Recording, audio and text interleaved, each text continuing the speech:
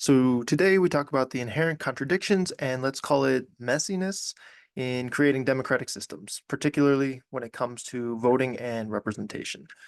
Because we have to weigh different values, form coalitions, and of course, always people with particular knowledge or money or connections can gain disproportionate power. So then how do we balance that power and protect these systems from tyrannical takeover and corruption? And introduce yourself and talk a little bit about your background and expertise. Yeah. So I'm Karl-Henrik Knutsen. I'm a professor of political science at the University of Oslo.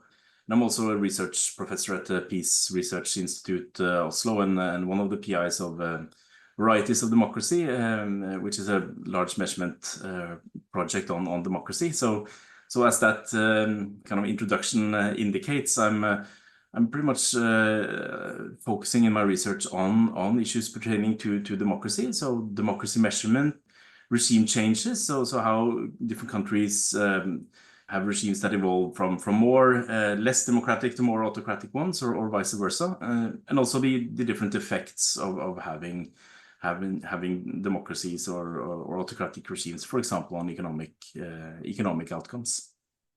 So maybe I'm naive and it's always been this way, but there seems to be some growing discontent with the state of democracy, at least in America. So I'm American, you're from Norway, but I suspect it's similar, at least across the West. I'm gonna admit some of my stereotypical American centrism. Yeah, so basically my goal for this discussion is to just get an understanding of how we build and uphold democratic institutions. And I know that's pretty complex in and of itself. So my first line of questioning, though, is just to be very simple. What is democracy? How does it work? Why does it work? And is it even good? Yeah. So I'll start just one step before that on the kind of on the state of the U.S. Democracy and in Western Europe, and I think you're exactly right that it kind of the concerns with democracy and with democratic regimes, even those have been in place for quite a long time, backsliding, that's become more prominent during more recent years. I'd add, though, that there are differences across Western countries as well. I mean, so I'm saying this in part because I've done an analysis of the state of Norwegian democracy, and one of the main conclusions there is that in contrast to, for example, the US, I think you haven't seen the same type of issues occurring in practice in the political system there. But of course, it's much wider than the US. But we can return to that. I just wanted to do some kind of national chauvinism on my own, and kind of, but there are obvious issues with all kinds of democracies, and I think one thing to keep in mind there, and this goes to the question of what democracy is, pertains to this notion of democracy as being an ideal. So you could say that if we define democracy as it has several different definitions, so both in kind of common usage and in the literature, but some more general definitions pertain to rule by the people, political systems where the population has a high degree of control over political decision making, and there is a widespread degree of equality between citizens. So it basically means that there is some kind of control by citizens, broadly speaking, at least indirectly, over the policies that are selected. So this is most often indirect through voters selecting who represents us in parliament and in government, and also being able to throw them out of office when they do something we don't agree with. And in the ideal system, then, this control should be really strong. So elected politicians shouldn't go around kind of selecting policies that a clear majority of the citizens disagree with. And also that there is no kind of large systematic inequality in what kinds of citizens or what citizens have this influence over political decision making. So, and this is an ideal. I think that all countries, even those that are rated very highly on most common democracy measures, are very far from observing. So some groups and some citizens are more influential in influencing policies, either because they have kind of They're better situated in the electoral system, so they have more weight in kind of influencing election outcomes, or they have more resources that can be used to influence politicians in other ways. For example, money that can be used for lobbying. So this means that if we conceive of democracy as an ideal, countries can be more or less democratic, but it's very hard to become a perfect democracy, which means that there is always room for improvement, even in the more democratic countries. But once you go beyond that kind of very broad rule by the people type of definition and start asking the tricky questions, so okay, so what dimensions then of politics are we focusing on? It's more contested also in the literature. I think the standard view among political scientists, for example, today is that one core element of any kind of democracy definition pertaining to a nation state is that there needs to be in place multi-party elections or multi-candidate elections. So there needs to be elections where you have two or more parties or candidates. So you can't run kind of Soviet-style elections with kind of candidates from one party and call it a democracy. And these elections need to be free and fair in order to ensure that there is real competition. So you can have multi-party elections, but if you're a really good dictator, you can hold those elections while at the same time making sure that everyone knows who the winner is going to be, regardless of how popular they are among citizens. So that needs to be in place. That's at the core. That's what we often refer to as the electoral aspect of democracy. And then democracy researchers disagree quite a lot more on what additional dimensions of democracy should be added. So should we, for example, take into account participation in politics outside of elections, or should we take into account whether or not citizens organize in civil society organizations and kind of actively influence politics in that way? What about referenda, so direct democracy? And what about completely other aspects of politics that might be important for political decision making, such as the nature and quality of public debate? So how we discuss politics and how policies are shaped both kind of within the broader public space, but also between politicians. So are they actually sitting together and discussing policy issues and negotiating with each other and trying to achieve some common good?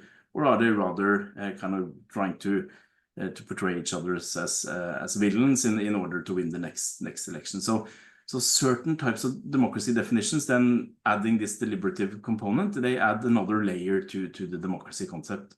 But the more layers you try to add and the more dimensions you try to add, the more contested it is. So at least this kind of the free and fair elections part is core according to at least most political scientists working on democracy. I would say another indication that we just value it as a society is a lot of dictators will at least pay lip service to elections, even though they may not be. They'll at least say that they're representing the people and this is the will of the people, right? I think that's a very good observation. It says something about how core this is to democracy and the kind of the normative power of democracy, kind of that is actually being used by dictators. It's pretty easy to point to having multiple parties running for elections, but if you're really clever, you can manipulate this through different ways and hope at least that you can trick some of the people and buy yourself some legitimacy. And there are also many other good reasons for why dictators choose to hold elections. It can sometimes help stabilize autocratic regimes in the longer term, even if it's a risky business. If you're caught doing election fraud, for example, you can start a revolution or spark a coup. Yeah, so one more indication that this is kind of central also beyond academia is if you go out and ask people in surveys such as so there are global surveys, for example, one called the World Value Survey, which is asking people, so what aspects do you consider central or essential to democracy? And people have very varying democracy definitions. So some people add a lot of characteristics. So they will add economic growth and inequality and so on. But most people, regardless of what country they live in, they consider free and fair elections, multi-party elections, to be central to democracy. So there's agreement also among many citizens globally that this is core.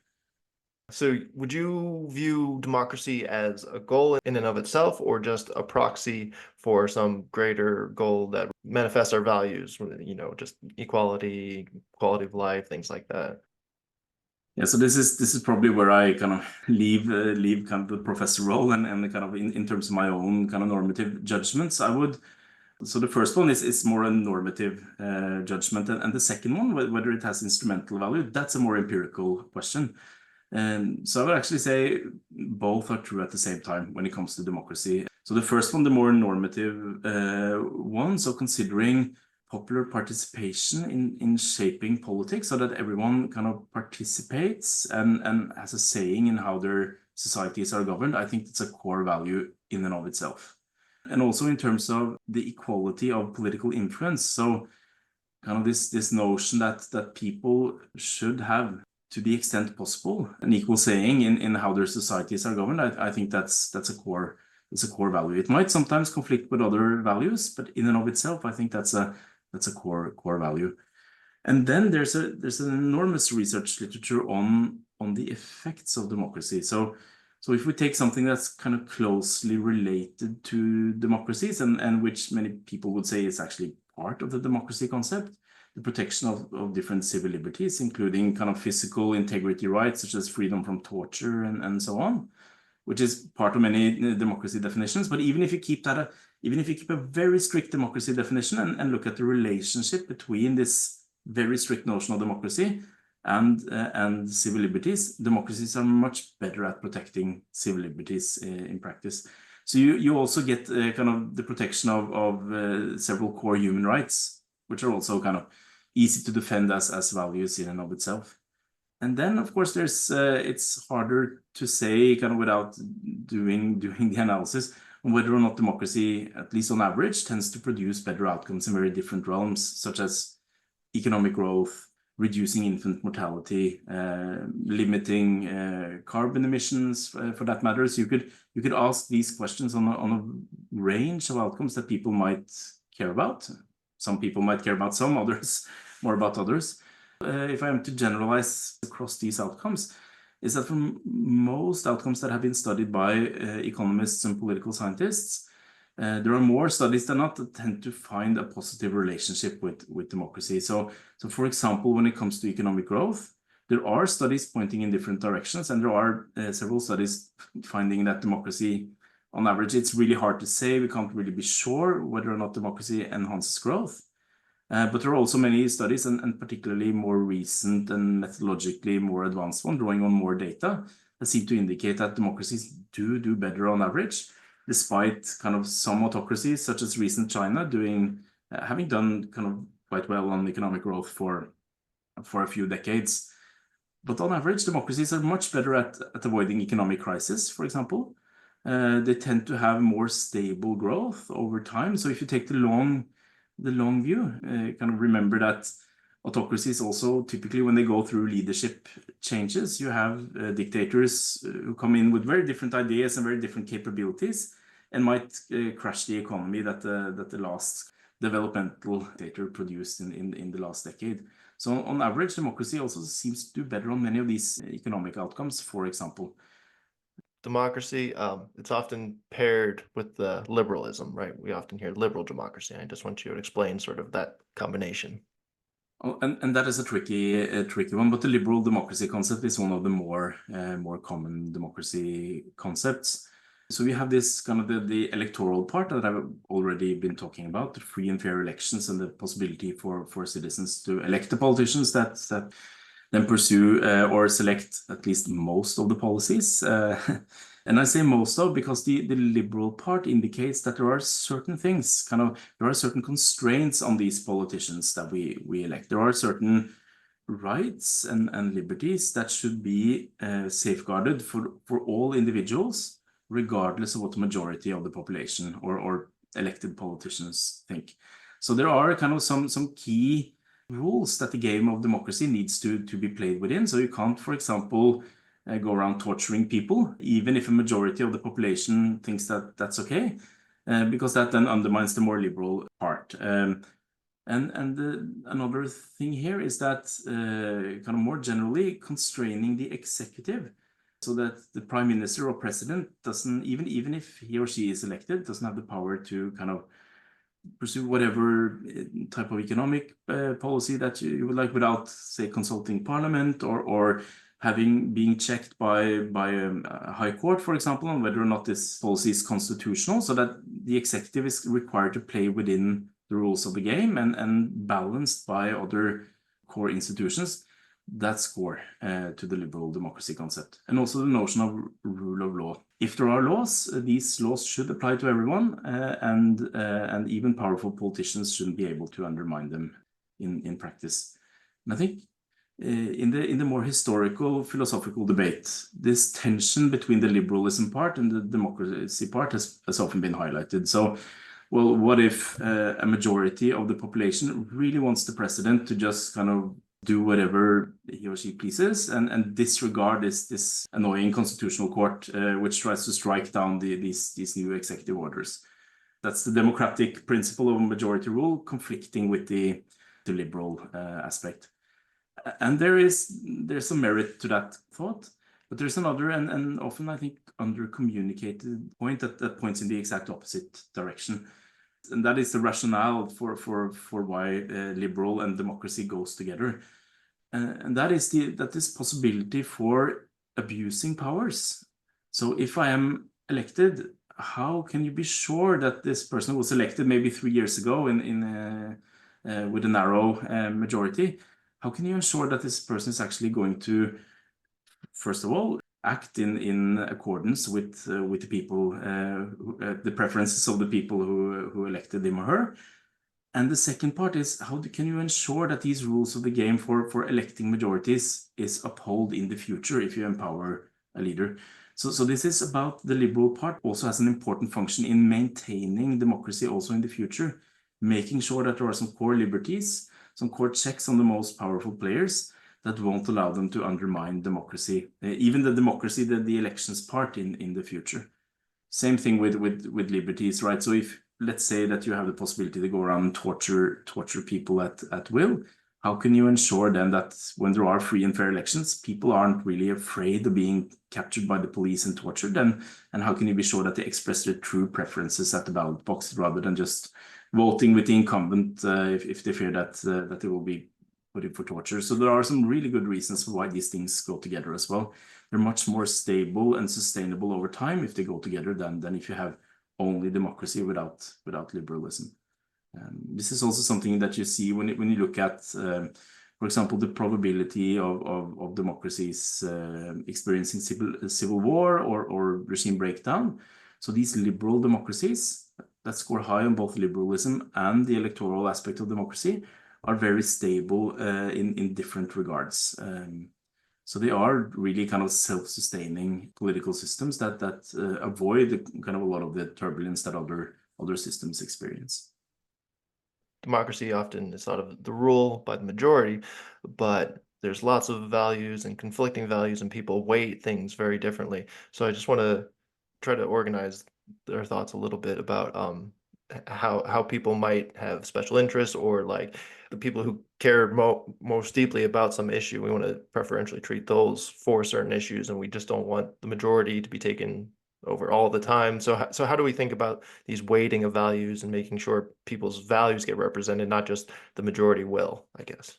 Yeah, that's a really good question. And people have been working on right. So for example, let's say that you had more direct democracies, more referenda, and you could give out kind of coupons or kind of a certain number of votes to each person each year, and then they could kind of decide exactly how many they would use on the taxes referendum and how many they would use on the immigration referendum, for example.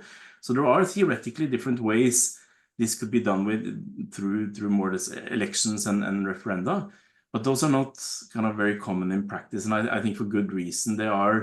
It's hard to design these types of systems without anticipating all the potential consequences of them, and but it might be kind of it might also be some kind of conservatism that we're not kind of used to seeing them in practice. So who knows? But it would require a lot of organization, and definitely then we would be over in electronic voting. I would guess. So there might be experiments you might see more experiments in this going forward.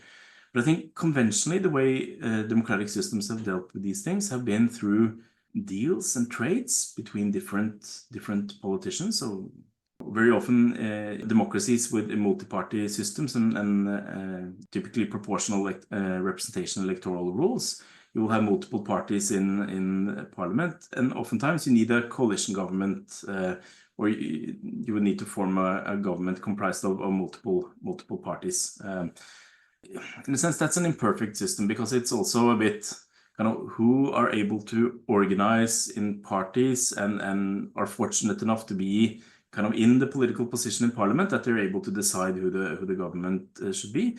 But at least that's kind of the negotiations between parties and also within parties, where some people are willing to support policies that they might not care a lot about, but others care intensely about, versus getting support on some other policies that might lose a referendum, but you have like 30% of the population will be kind of care intensely about that issue. So I think a lot of the negotiations and deals that are being done within parties, but also between parties in parliament and in coalition governments, tend to work in that way, that you get those groups that have intense preferences on something are willing to trade off their political support, but then in turn get support on this issue that they care intensely about. In America, we tend to label these smaller groups with, I guess, disproportionate power or good negotiating power as special interest groups, and they're often seen as a corruption of the system. So I was just wondering how you parse like what's being corrupt and overrepresented versus like, or moneyed interests, of course, plays into this because the interests that have a lot of money behind it probably also get disproportionate representation. So how do we think of like this as being good representation of smaller groups with true deep interests versus just a corruption and catering to a small minority of people? Yeah, it's a really good question. I think it's really hard to draw the line often, but I also share this intuition. If I were to give like an overall answer to it, it would be kind of looking at the total influence of the group. So of course the size of the groups and the intensity of the preferences. But if I own a social media platform and I'm able to kind of push my favorite policy on electric cars, for example, without giving up on anything, so I'm basically able to push through my very narrow special interest without kind of compensating by giving up something on another dimension. That's more in line with the special interest story, the negative one that you're talking about. I think the more positive one would be where you have to give something in order to gain something, and where in principle at least there should be a fairly equal balance in power between these different interest groups. So with that, I mean, after one election, you might find yourself in a situation where you're in a particularly favorable position and you can influence policy for a few years. But come the next election, things might shake out differently, and you may not be the key player. So you might not have the same interest. To me, that or same power, that would be less of a problem. I think that's kind of just playing the rules of the game, and someone happens to win and are able to shape policy in one period. That would be less of an issue than if the same group of people consistently wins out and shapes policy. And then the question is whether or not the rules of the game are functioning to kind of might even be intentionally rigged in such a manner that certain interests are always winning out. But this element of prioritizing certain groups, certain interests over others, they happen to a smaller or larger degree in different in different systems. So I mean, the role of kind of wealthy individuals and corporations in US politics is kind of relatively well known also comparatively across democracies. So it's a much more concentration of power with kind of moneyed interest in the US than say the Scandinavian countries. But in general, across democracies, wealthier individuals tend to get their preferences, their policy preferences enacted more often than less wealthy individuals. And there's also kind of good research on that being done, even in a country such as Norway, which is often regarded as more egalitarian.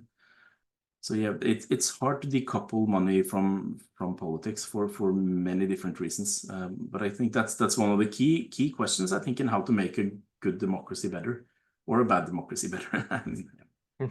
Sure. I want to tackle this idea of representation and the idea of, I guess, expertise and how like the rule by the people, but the people don't know everything that they need to keep government running, right? We outsource so much of that work to experts.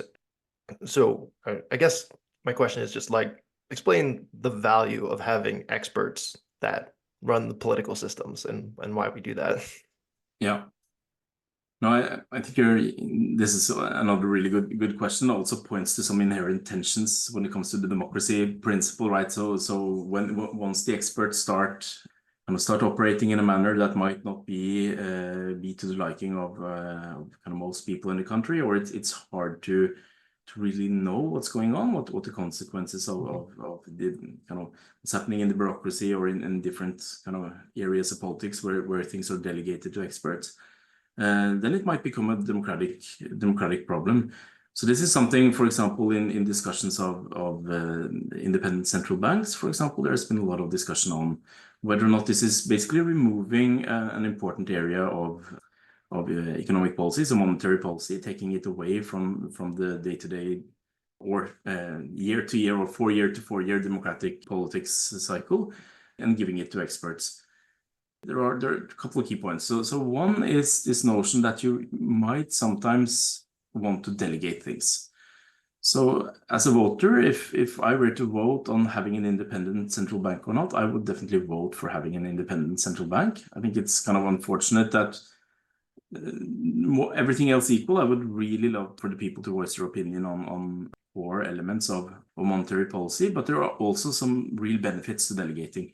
For example, consistency over time and all the costs think of the costs of entering into day-to-day, setting yourself into interest rate, how interest rates are formed, and having an informed opinion on that.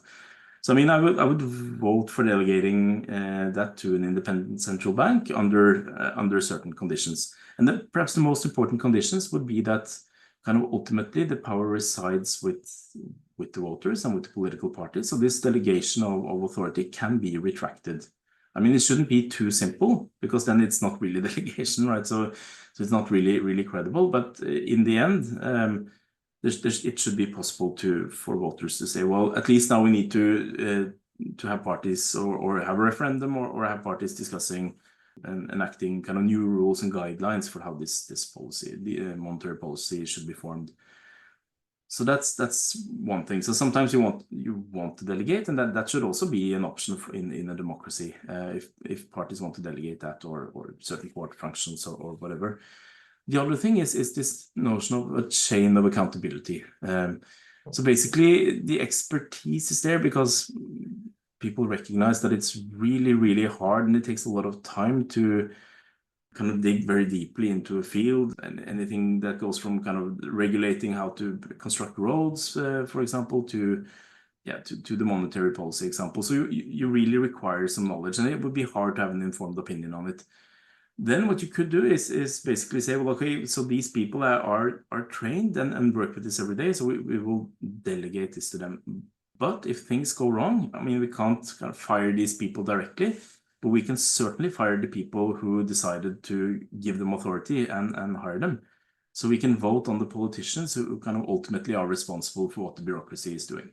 And this is important because then there's a clear incentives, and there are kind of in different political systems, there are kind of lines of accountability, lines of responsibility in place to ensure the flow of information and the reporting back from these experts to politicians. And politicians give a broad sense of direction and then kind of try to instruct these agents to try to fulfill certain goals. And then if they're doing a poor job, that is going to, the responsibility ultimately lies with the politicians. So in that sense, if you have systems that ensure this kind of accountability, then at least the hope is that the voters will very indirectly be able to also influence kind of the behavior of experts, even if they're not voting on the experts directly. So I want to talk about voting blocks and grouping voters together. Politically, we'll group demographics of people. We'll say this religion votes this way and we'll group this way. So I was just wondering, I guess, how and then how we should kind of group voters together, build coalitions, and I know it's kind of a broad question, but yeah, if you can tease that apart for me. Yeah, I'll try. I think what you typically see in most democracies, do they have political parties, right? So you have these organizations that are kind of depending on the electoral system and also the constellation of different groups in a country. So let's say different classes, different kind of regions with different political interests.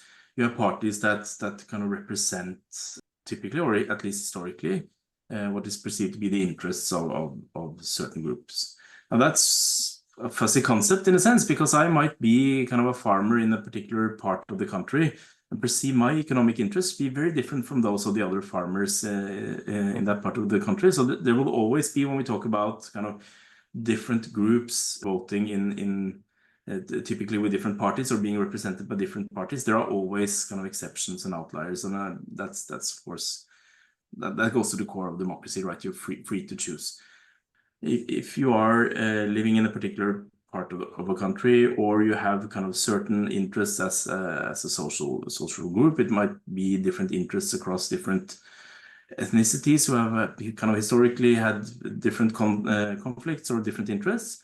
There might be in their interest to group together and form a political party, also to make sure that their interests are kind of well represented and have a bigger chance of winning through in elections and shaping policy, right? So you have this game in democratic politics where there's a clear interest of people who may think they have the same interest to basically band together and form political parties.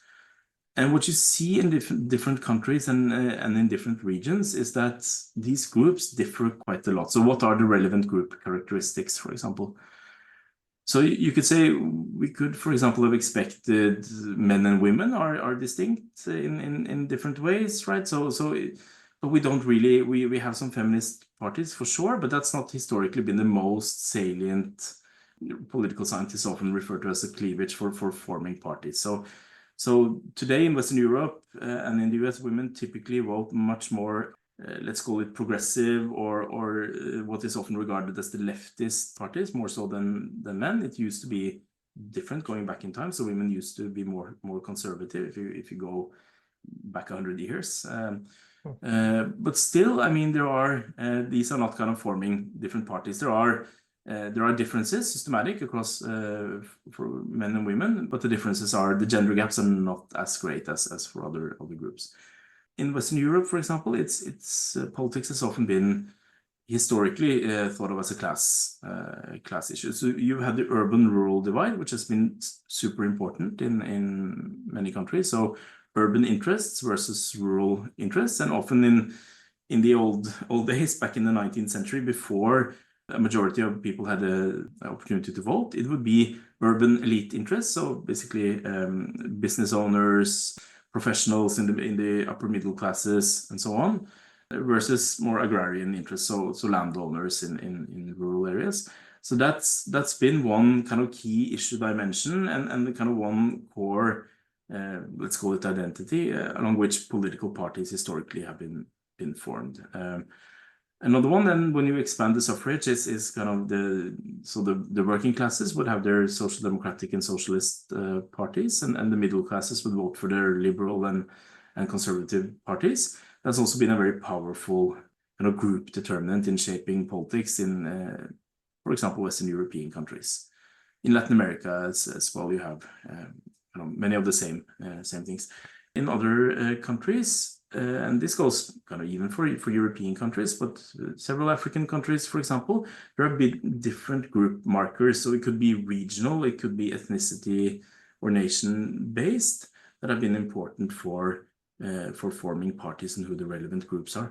So I think kind of the question of how groups should be formed and represented depends to a large degree on the history and kind of also the economic structure of the country in question. So basically the contextual factors. So if you have a country where you historically have had kind of mainly fishermen and let's say sheep farmers, if those are the two main occupations in your country, you're probably going to have two parties representing fishermen and wolf farmers. So the political parties then tend to, and the groupings of voters tend to historically at least reflect the historical kind of economic structure and other major conflicts in society. And then there's a kind of persistency to how politics works. So because you historically had these divisions, and these might not be So eventually the people who are living in the west of the country and who are fishermen, they now become kind of work in the service industry, and the wolf farmers in the east of the country, they start working in manufacturing. But still they would be, or they could even be a mix of manufacturing and services, but still they might continue for a while at least to vote for these parties. So the parties tend to take other positions, take on different kind of shape the identities of voters, and voters start being affiliated with a particular party. So oftentimes that's what we refer to as an alignment between a particular group of voters and a party. And then sometimes these things shift over time. So the US is a great example of that, where you have the kind of Democratic and Republican parties. So if you look at the Northeast versus the South in the US today, you would have a kind of a much higher percentage of the population voting for the Democrats in the Northeast and Republicans in the South. That was not the case if you go back several decades ago, right? So it was completely different. So oftentimes these realignments shift, and this goes also between, in terms of which groups band together and form political coalitions. So yesterday's enemies might become tomorrow's friends if there's a new enemy appearing, so to speak. So I guess that was a cop-out way of a long cop-out answer, saying it's really hard to say in general, but I think it depends on how society is structured, the economy is structured, and other kind of historical factors. And then there's this path dependency. So once you first start to form into coalitions, it's a bit hard to rearrange that. I see. I want to shift a little bit towards preserving democracies now. So we talked a lot about representation and how best to do that and how things form. So I want to kind of understand how we preserve the systems that we've created now. And first, let's talk about corruption. Yeah, so corruption is kind of, there are few people who like corruption, even in countries where corruption is very widespread. So it probably also people kind of engaging in bribery and these kinds of practices, kind of where it's widespread. Corruption is probably one of the kind of least popular things, if you were to put it to a vote. And this is very marked also when it comes to, if you look at reasons that people who tend to conduct a coup or otherwise dismantle democracy, so reason that is often given is often pointing to the corruption of the existing political class. So this is a very typical rationale. It's been very prominent motivations, for example, for military coup plotters, but also people who are elected as leaders and maybe referred to as populist leaders who would like to kind of shape society or politics in a way to benefit most people, and the corrupt political elite is often the supposed enemy. And so it's indicative of corruption being an issue with democracies. So this is very kind of fussy, of course, and the issue is that if I were a general plotting a coup, I would certainly also point to corruption with political elites rather than saying that I want to have power for myself to instate policies I like.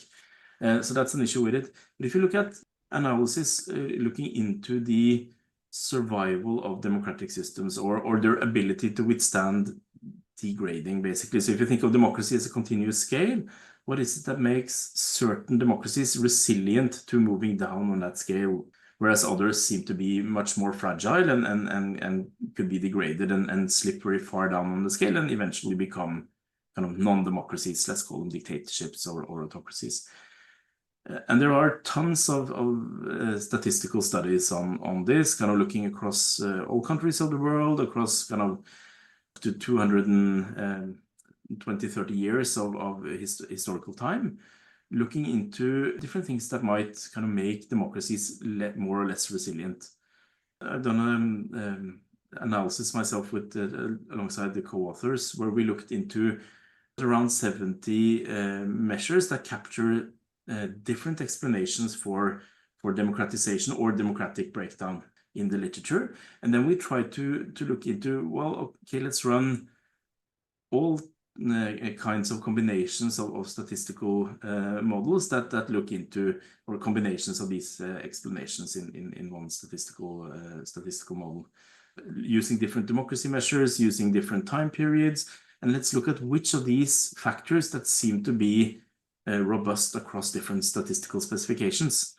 And there are very few factors that tend to come out as very robust when it comes to explaining democratic breakdown or democratic decline.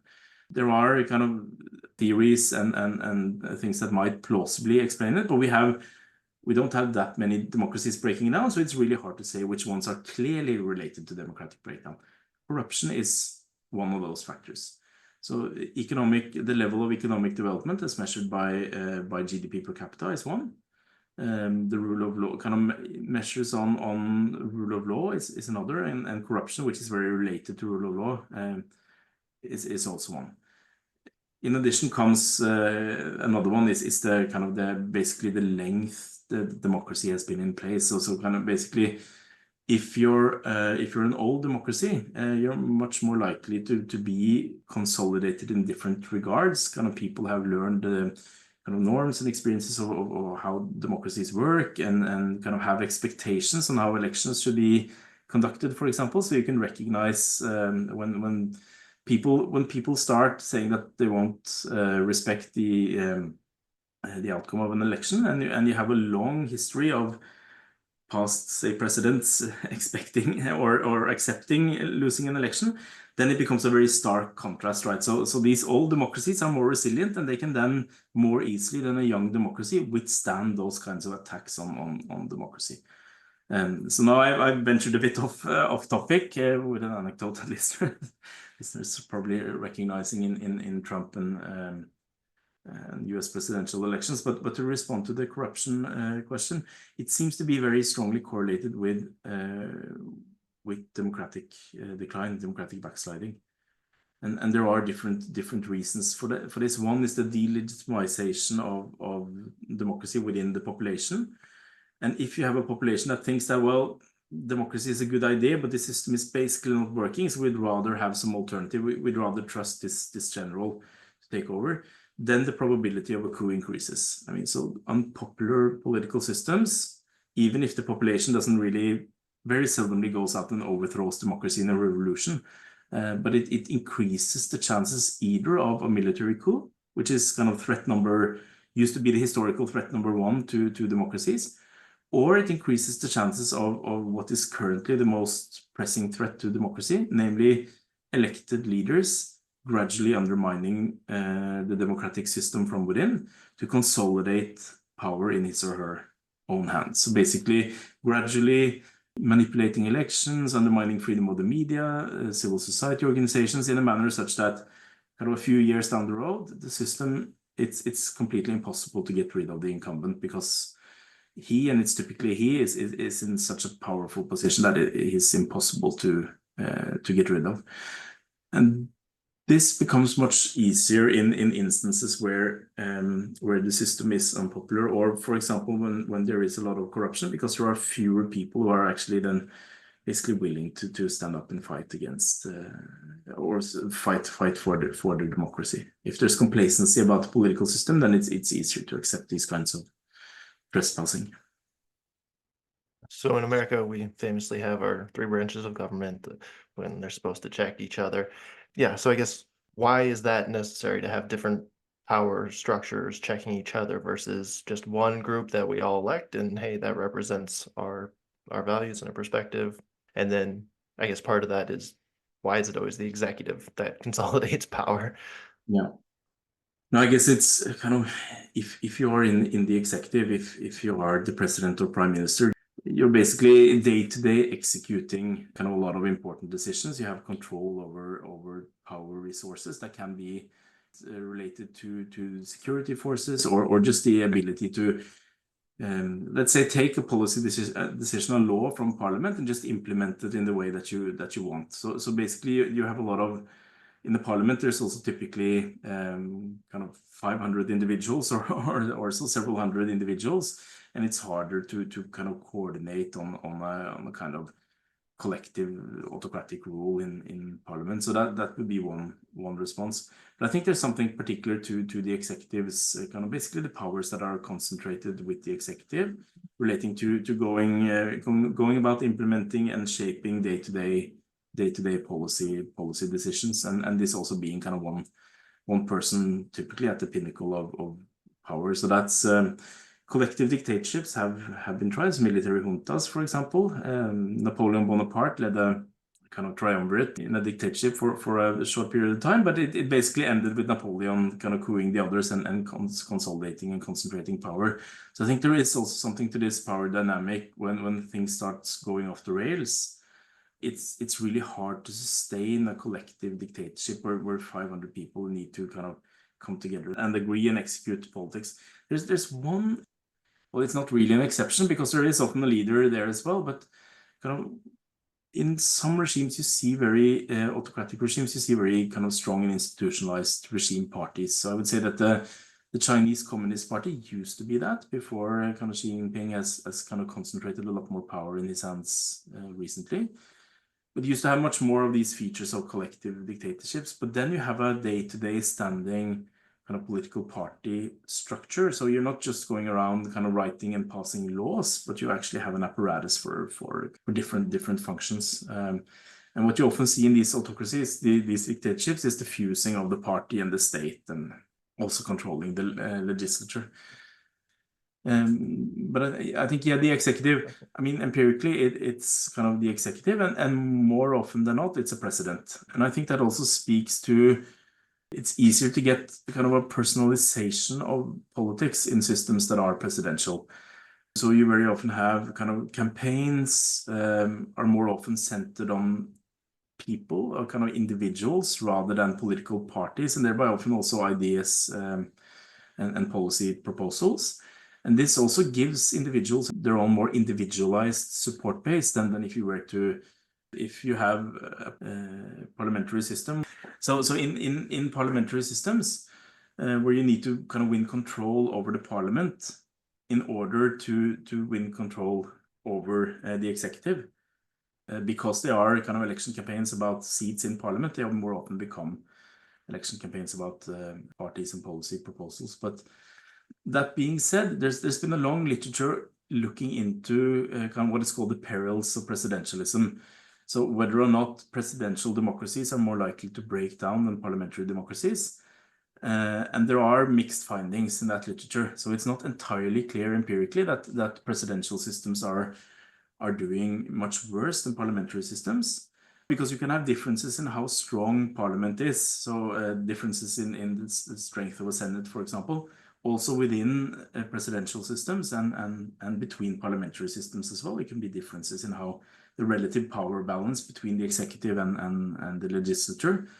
And this kind of having a strong autonomous parliament seems to matter, but it's not necessarily that the presidentialism, parliamentarism distinction is it's not as clear in the data as I personally, for example, would expect from theory, and this notion that in presidential system you more often get the personalization of politics. So one institution we haven't mentioned is the press, and I know that's another big component of free democracies is a free press. So I just want to make sure we note that and note the importance. Absolutely, and more generally, when it comes to kind of the requisites for a well-functioning democracy, once you start going down the list and trying to kind of note the different important institutions, they are quite a few, but the press is one of the by far more important ones that are kind of outside of the kind of, let's say, regular constitutional order. And the reason for that is manifold, actually. So one is just when we were talking initially about the importance of free and fair elections and kind of this electoral aspect of democracy. And the free press is critical in that regard, in terms of being able to inform voters on different policy proposals and what these different competitors, the different parties or candidates, what they are really is kind of standing for, what you're doing, if they're behaving well. So unless you have a free press, especially if you contrast that kind of, so you could contrast it with having kind of no information, but you could also think of an unfree press, especially if one of the parties in the election is basically controlling the press, then you are tilting the playing field of the elections, right? So you could kind of start going into kind of having a one-sided propaganda apparatus, kind of only showcasing the the benefits of the government's policies and proposals and demonizing the opposition. If that's the case, then you might have multi-party elections, but you won't have fair elections because the voters aren't allowed to form an informed opinion in an unbalanced manner, and it's really, really hard for the opposition parties, regardless of what they do, to get through to the voters and actually present their policy. So it will be hard for voters to judge exactly how good or bad these different parties are, and they might get a tinted view of the government party versus the opposition party. So that's one thing. The other one is basically freedom of speech, especially once you start kind of going into these more liberal democracy concepts, and the possibility also for voters to kind of voice your opinion, or people just being informed about what's happening in the country. So if you have the undermining of different other rights and liberties in the country, a free press is that's the best way of shedding light on rights abuses, for example. Same thing goes with corruption. So a free press has this, in the same manner as an opposition party, it has a critical role in basically not only informing, but also calling attention to things that are kind of mistreatments or things that are going wrong, right? And that also disciplines people in power. So you might expect less human rights abuses if these politicians in power or the ones kind of considering human rights abuses know that they will be reported on by a free press. So a free press has a super important supporting function for elections to work in a free and fair manner. And it's also critical in terms of ensuring basically the broader information environment and ensuring kind of free speech in the country. At least in my view, we have these really informal structures of the government bringing the press in to report on their operations. So yeah, I was just wondering, how good are the press at reporting on the operations of government, and is there better ways, maybe formal ways to do that? I think it depends a lot on the issue area, and this goes back to the discussion we had earlier on the weighing of different concerns, right? So especially when there are national security issues at stake, there are issues of peace and war, issues related to terrorism, or other things that are kind of where secrecy is deemed to be very important for enhancing these goals. Then it's very often hard for the press to operate freely, and there will often be restrictions and regulations.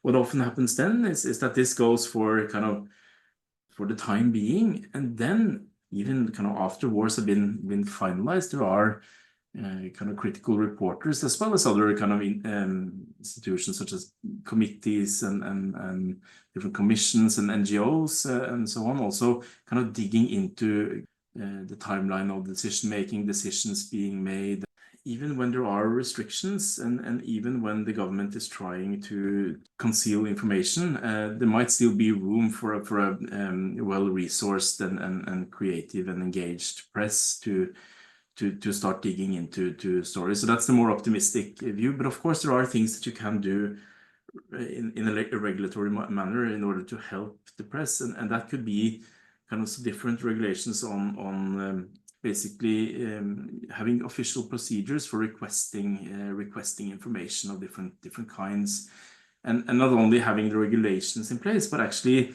making sure that these government agencies then live up to these requests, and that the costs of requesting information is relatively low. So there are things you can do to aid the press in this manner. But it is tricky, especially when it comes to issues pertaining to security matters. This is often, I think, where you see that the press has a harder time in reporting. And sometimes on some issues, especially in smaller countries such as Norway, we've had also self-censorship in the press, where it's kind of a collective press corps more or less agrees that, okay, so they are sitting on information on something, but there have been instances where they opted not to report. I think journalists have a tough and very important job, and it's probably tough if you're dealing with issues of national security. But on the flip side, we often see that these concerns over national security are used to justify concealing information from the public. Exactly. Yeah. Well, this is the same thing as with corruption, right? So given that corruption is such a great concern with many people, Of course, that's the most effective tool to use. If you really want to do something devious, then you use the best excuses that you have, right? And absolutely. I want to go back quickly to the relationship between democracies and economic systems. Mostly that there's a benefit to democracy in creating growth. And I was wondering if you're able to sort of parse the mechanisms that go into that, because one of your papers, you talk about the huge variance in autocracies, that some do really well. And of course, the ones who do worse are often autocracies as well. So I was wondering if democracy is just a proxy for certain things that we know are good for the economy. Yeah. Now these are the million-dollar questions that kind Sure. of people working on this try to deal with every day. So these are exactly the concerns, right? That there's something else than democracy that basically goes together with it, that is driving growth, and as you say, kind of this variation among autocracies might actually indicate that there could be something else. And I definitely think there are lots of things that influence economic growth. I think one reason why democracy still might be relatively important, despite all this variation, and I'll get back to the mechanisms and the variation in a second. But one reason why is that democracy, kind of given that it shapes who we select as leaders, and these leaders matters for all kinds of policies, from investment policies, and now we're talking about even just talking about economic policies, innovation policies, things that shape technological development and which is super important for growth in the long term. Education policies, which is really important for the knowledge and skills of the workforce, which is in turn extremely important for growth.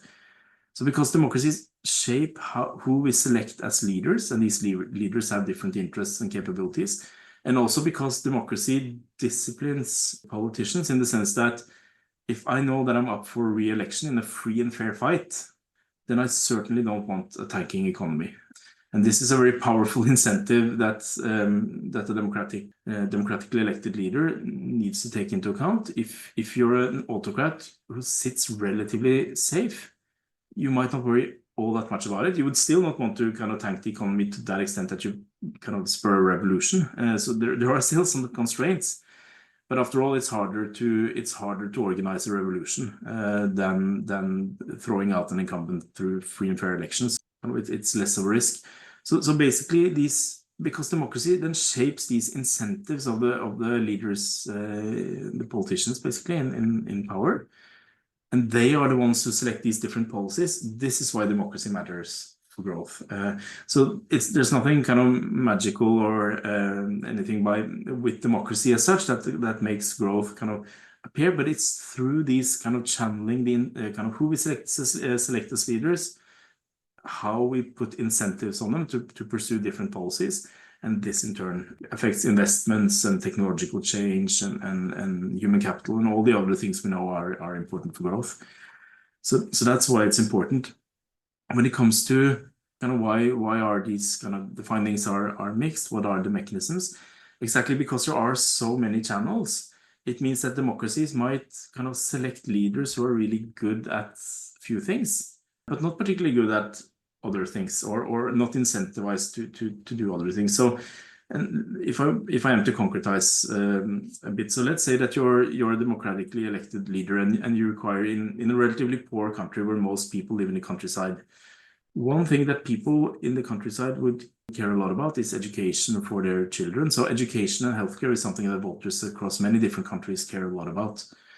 And in many autocracies, what you see is kind of excellent schools in the cities, especially in the wealthier urban areas where the kind of business people and generals and all the people that autocrats kind of tend to need support from. Where they live, you tend to have good schools, but not necessarily poor rural areas. If you're a democratically elected leader, that's where your voters, kind of a large share of the voters live. So this gives you an incentive to channel some of these resources that you might otherwise use for other projects to building schools in these areas. So kind of providing education for a broad segment of the population, that's something that democracies does relatively well. So eradicating illiteracy, for example. Not necessarily providing higher quality education, but at least they're providing schools for everyone. When it comes to investments in kind of driving up the share of income that we invest in infrastructure and new machinery and so on, democracies aren't necessarily better than autocracies. So especially when it comes to large-scale infrastructure projects, autocracies are relatively good at doing that. So you can build a large dam in China and just replace 1 or 2 million people and move them to a different part of the country without fearing a backlash in the public and the next elections, to the same extent as if you were a democratically elected leader on re-election. But one positive aspect of autocracies being really good at kind of curtailing consumption, if they like, is that they force people to save. And they're much better at forcing people to save, which means that they accumulate more capital that they can use for investments. And investments are typically good for medium-term growth, at least not necessarily long-term growth, where technological change is more important. But having a lot of capital to invest in infrastructure and factories and so on is good for medium-term growth. So this is one area where autocracies are often assumed to have an advantage. It seems from more recent studies that democracies are able to partially mitigate that advantage by attracting more foreign capital. So even if you're worse at kind of forcing your own citizens to save, it's easier to attract foreign capital, in part because democracies are better at protecting property rights. So dictators often expropriate capital, or they can be expected to do it. And then even if you save a lot, you don't want to invest it in that economy. So maybe you rather try to kind of invest in Swiss banks, for example. So, but this is just one example saying that there are probably different benefits and drawbacks of having a democratic system in terms of things that can in turn affect growth through different channels. But overall, I think democracy is really good at kind of education and also putting in place a framework for innovation and adopting new ideas from abroad. So diffusion and learning of new technologies. And these things are really, really important for long-term growth. So this is my best guess on why democracies on average tend to do a bit better, according to many studies, is that they're better at kind of these knowledge aspects, kind of generating more educated people and being better for technological change, basically. So we talked about at the very beginning, democracy is sort of a normative good, at least in government, but there's other powerful institutions in our lives that are not democratic. And I was just wondering about the value of other democratic institutions besides the government. It's a big question, and again, I think we face some of the same questions that we dealt with initially in terms of democracy and participation and kind of broad participation being viewed as a good, even in the workplace. So having a boss that basically is able to kind of bring people along and allow them to participate, that might have a benefit in itself. But then it comes at certain costs, right? So this is true also for democracies when it comes to kind of quick decision making.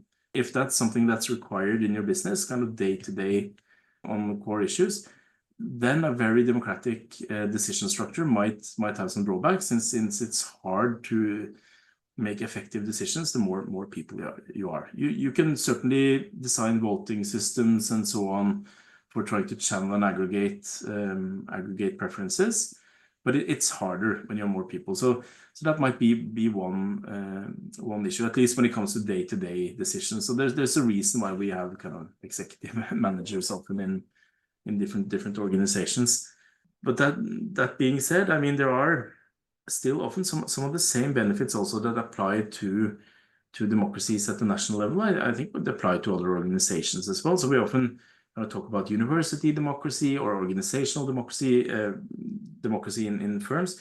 I think some of the benefits that apply to democracies at the national level. So for example, the legitimacy that comes with widespread participation, and also the benefit of then when decisions are being made, getting inputs and viewpoints from different people with different backgrounds and different kind of experiences is often really important for arriving at the best possible policy. So if you're an isolated decision maker, or even the smartest dictator has a really hard time of seeing all the potential downsides and pitfalls of a particular policy or decision, be it in a business or in a country. So So when you have these kind of the more democratic decision structures in regular organizations as well, I think you get more kind of views. You can become more of a learning organization in the sense that you also get reporting back on things that don't work and expectations on what kinds of decisions that wouldn't work. That's one benefit of having a more democratic organization. Kind of one complicating thing, and especially when it comes to kind of the normative value, is that for other organizations than nation states, it's often hard to say exactly who would be the demos, so to speak. So who would be the population, who would be the relevant population. So you see this in university elections, for example. So we have a weighted voting system actually at our university where basically faculty, when we vote for our rector at the university, tenured faculty such as myself have a much kind of larger vote than a university student. Now that would fly in the face of this notion of political equality if it were a kind of national democracy. And I might put myself at risk here of becoming unpopular with the students, but I think there is something different to an organization or workplace such as university. If I am to work here from now, I'm 43 years old and going to work here hopefully until I'm 70 at least, and then longer. There's a different stake than in how the university is run compared to, let's say, a master's student who is here for 2 years. And I think also with firms, and this is the notion of kind of stakeholders. And if someone puts in kind of $5 million in stocks, and I buy stocks for $10, so what would then be appropriate? Would it be appropriate if I had the same saying in this firm? So there's something about the stakes, and also kind of where do you draw the boundaries? So would consumers, for example, be allowed to vote? So these are tricky questions. It doesn't mean that you should disregard democracy at the firm level or other organizations, but it means that it's much harder, and it's not necessarily giving that equal weighting of votes is the way to go. You could still have then more weighted systems where you weigh according to some other principles. So for example, number of stocks or a number of years left on the university. Okay, good. I like that. Let's do some just final wrap-up questions here then. So what do you think are some of the important questions or topics that people should be researching in your field? I think it's important to try to disentangle more kind of the role of particular facets of democracy. And this is super hard. For example, when it comes to saying, so what's the relevance of free speech, for example, for kind of the stability of democracies, or avoiding civil war, or ensuring economic growth, kind of looking at different potential consequences. It's really hard to disentangle that from the execution of multi-party elections, for example, because they tend to go together empirically. And it's really hard. You can't conduct experiments with this in an ethical manner, at least in political science. But trying to use the kind of, we're increasingly getting more and more data with longer time series. So we're starting to have more information on that allows us to try at least to separate, and also becoming more advanced methodologically. So I think kind of trying to disentangle and think more about how different aspects of political systems, not necessarily the crude kind of democracy autocracy distinctions, matter. So looking at these core components of democracy. Then I personally find it super interesting to work on autocratic regimes and how they work. And that's been a growing part of the field for at least the last 20 years. There's been a resurgence of studies into how autocracies work. But they have, to a large extent, focused on institutions in autocracies, such as kind of regime parties, elections, and so on, which are important. But I think looking into other facets of autocratic regimes and how that matters for policy making and outcomes in autocracies, that's something I find really important. So that's actually, this is kind of a self-serving bias in the sense that my largest project now is exactly on how the relevance of different social groups supporting not necessarily institutions, but the types of actors, the groups, be it the military, landed elites, business interests, and so on, their role in autocratic regimes, and how that shapes policies and outcomes, understanding the actors. I think that's really interesting. But those are two those are two things that are very close to my heart. If you ask me again tomorrow or in 2 days, I would probably come up with different answers. And then I was wondering about global trends in democratization and whether people are right to be worried about decreasing democratization in the world. Yeah, just give me a view of what's happening. Yeah, I think there's reason to be concerned, and that's in part because of the trends, but also in large part because democracy is such an important thing to try to preserve. I mean, so even if there's a risk of democratic decline in a country that is kind of not too high, but let's say it's a 5% risk over the next 5 years, that would still be worth investing a lot of thought and effort into making that 5% go down to 4 or 3, because it's so important. So in that sense, I think the focus on declining democracies in the world and how do we deal with it? How do we devise strategies to identify actors, so typically elected leaders who try to undermine democracy? How do we stop them in the tracks before they come so far that they have enough power to basically complete the process? It's been a lot of attention to that, and I think that's really healthy, because this is kind of the more we worry about the state of democracy in one sense, the more alert we become to these often very kind of muddy or hard to detect processes and strategies. So I think kind of our guardrails are stronger in that sense now. We talked more and thought more about autocratization processes over the last few years, especially as a consequence of what happened in the US. I think that also drives a lot of global discussions and academic discussions. So I think in that sense, the more focus there is, the better equipped we are to call out potential autocratization when we see it. So in that sense, it's good. We should be worried. We should focus on it. That being said, I think there's something to both kind of the human mind and also the way media operates. So this kind of being drawn to, and this is not me kind of inventing it. This is basically Daniel Kahneman's and Tversky's work, for example. So kind of being drawn to very dramatic events and things that happen in contexts that are very present to us, and that we read about a lot in the news. So the fact that there's been kind of autocratization processes going on in many large countries recently, and this is quite dramatic often, kind of stability, kind of boring countries such as Norway, for example, are then less reported in international news media. So basically the quality of elections was stable in Norway again. That's not something to report on. And that means that it might be, if we're drawing inferences from kind of what we see in terms of autocratization processes in the media or even in academic debate, we're also drawn towards kind of crisis and changes rather than stability. So there are more studies on it. Then we might overestimate the extent of autocratization. And this is, so I think there is a clear downward trend in many democracy indices also, if you look at global averages. So I'm not saying that there hasn't been a decline in democracy level or that there haven't been many autocratization episodes in recent years, but if you look at measures of the share of countries that are going in the wrong direction versus the right direction, so meaning wrong meaning less democracy, right meaning more democracy, being a bit normative here, then kind of in recent years, the autocratizers have been more numerous than the democratizers. So that much is true. And that was not the case if you go back 30 years, right? So, but what is constant across time is that the by far largest share of countries are relatively stable. I mean, so it's not like we're seeing autocratization across the entire world.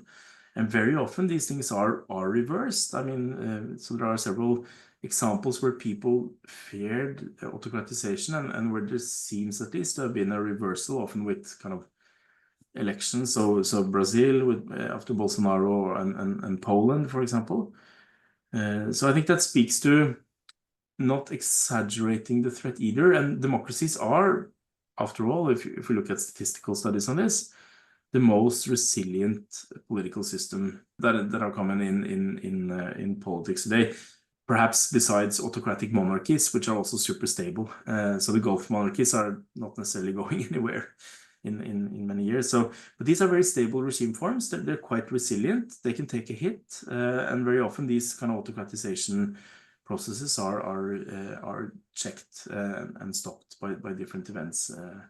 but kind of being resilient is important. The one thing that worries me then, if I am to end on being a bit pessimistic, is that exactly this fact that many of the countries that have observed autocratization in recent years have been some of the larger and more powerful countries in different regions of the world. So I'm thinking of a country such as India, for example, very populous. And that means that this autocratization process matters a lot more than if it were to take place in the Seychelles or in Mauritius. It's kind of smaller countries, or in Norway for that matter. So it means that a lot of people are experiencing autocratization because it's happening in generally larger countries. We can see that the population weighted average in democracy has gone down much more dramatically in recent years globally than if you weigh all countries equally, regardless of population. The other thing is that what happens in these large, powerful countries can be more influential on what's happening in neighboring countries and in other countries across the world. So imagine kind of looking at Russia as one example, how much influence Vladimir Putin's regime has had on regime developments in other countries, not only in kind of old post-Soviet, kind of former Soviet republics, but also kind of far abroad, trying to undermine kind of enter even in the US elections. So I mean, powerful large countries and autocrats often have an incentive to have other kind of not necessarily have democracies at their borders. So that's worrying to me. But my biggest worry would be if the largest power in the world, if the US were to experience troubles with its democracy, if you were to observe substantial democratic decline in the US, I would be extra worried. So that's what's keeping me up at night, to be honest. I think what's going to happen in the US over the coming years, not only because the US is kind of an established democracy, it's large, it's relatively powerful, and it's kind of influential by example, that's one thing, but also in terms of kind of coalitions between democratic states and basically kind of how that could influence democracy also in other continents. That would worry me. In addition, I think kind of what's going to happen in the Ukraine if Russia were to win out and come out not necessarily strengthened, but at least kind of regain some of its strength and be emboldened. That would also worry me a lot. So basically, I'm keeping my eyes focused on the war in the Ukraine and hoping for a Ukrainian victory, and then I'm also hoping that situation in the US would kind of change in a manner that would make democracy experts and others less worried. I would rather have us not talking about the fragility of US democracy in 10 years. And then I guess just is there anything you can point to that is being like a particular threat to democracy? I suppose war, like that's a pretty obvious one in Ukraine, but is there like just some ones where it's just like watch out for this thing because this causes instability in democracies, right? So in terms of very dramatic events, I think when democracy falls in neighboring countries, that's kind of the spillover effects is one thing. Of course, war outcomes, coup attempts, and economic crisis can also shake up any type of regime. So both autocracies and democracies are less stable or kind of they're more fragile whenever there's an economic crisis.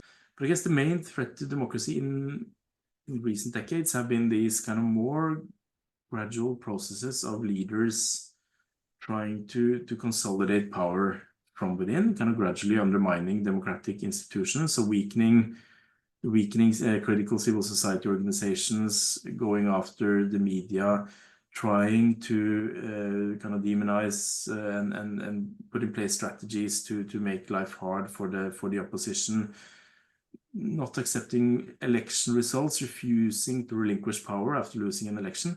That's often seen as one of the key signals of a well-functioning democracy. So that was extremely worrying to me, and it was kind of well advertised in advance as well, right? So when you have leaders who kind of basically do not seem to subscribe to democratic norms and have other kind of considerations trump them, and pun intended, it was very clear to me, kind of even way before January 6th, that Donald Trump was clearly kind of not willing to play by all the democratic rules of the game and espouse norms that were authoritarian, and that he basically has authoritarian inclinations.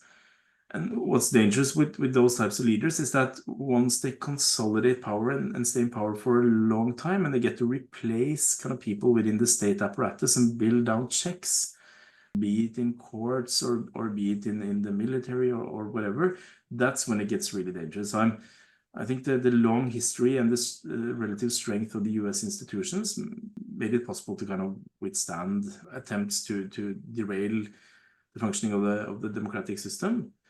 But if you have leaders in place over time and trying to use strategies to kind of a longer term strategy, that's when it becomes dangerous. I would much rather put my money on the US democracy continuing rather than breaking down at different odds now than I would 10, 15 years ago. I guess that's a very common perception both in the US and abroad. I tend to agree. I think the odds are still relatively low, but the consequences are quite dramatic. So Yeah.